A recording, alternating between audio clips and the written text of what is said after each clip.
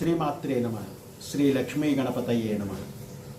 ఆలయ నిర్మాణం పనుల నిమిత్తము శ్రీ పోతురాజ రామకృష్ణ గారు యోగమిత్రులు మరియు శ్రీ ఎస్ఎం కృష్ణ గారు ధనాన్ని సమకూర్చారు.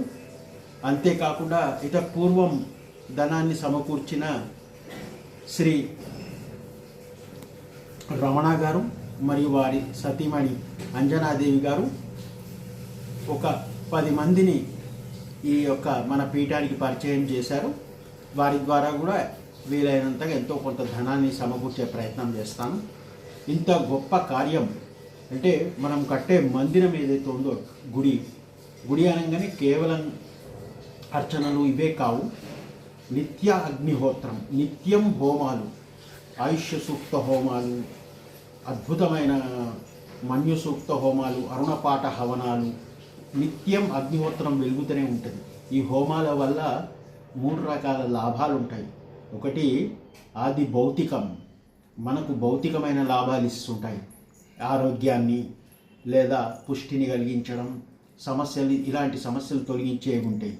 రెండవది ఆది దైవికం, ఏదైతే వర్షాలు కురవడం, తుఫాన్లు ఆగిపోవడం, వాతావరణంలో ఉన్న కాలుష్యం తొలగిపోవడం, క్రిమికీటకాలు నశించడం. అలాగే ఇవి సాధించినాక సర్వసాధారణంగా అమ్మవారి అనుగ్రహం వల్ల ఆధ్యాత్మికమైన లాభాలు కూడా ఎన్నో ఉంటాయి. కాబట్టి దీన్ని నిర్మాణ క్రమంలో మీరు కూడా నాకు ఎవరైతే ఆల్రెడీ డొనేషన్స్ ఇచ్చారో వారు కొంతమందిని పరిచయం చేయాలి. నా పరిచయస్తులు ఇంకా ఇవ్వని వారు ఎవరంటే ముందుకు రావాల్సిందిగా కోరుకుంటున్నాను. నేను మీ అందరి దగ్గరికి కూడా వచ్చి ఈ రెఫరెన్స్ తీసుకుంటాను. ఈ మహాయజ్ఞానికి మీ అందరి తోడ్పాటు సహకారం ఇస్తారని, అమ్మవారి ఆశీస్సులు పొందుతారని నేను ఆశిస్తున్నాను. లోకా సమస్త సుఖినో భవంతు, సర్వే జన సమ్మంగళాని భవంతు. శుభం భూయాత్.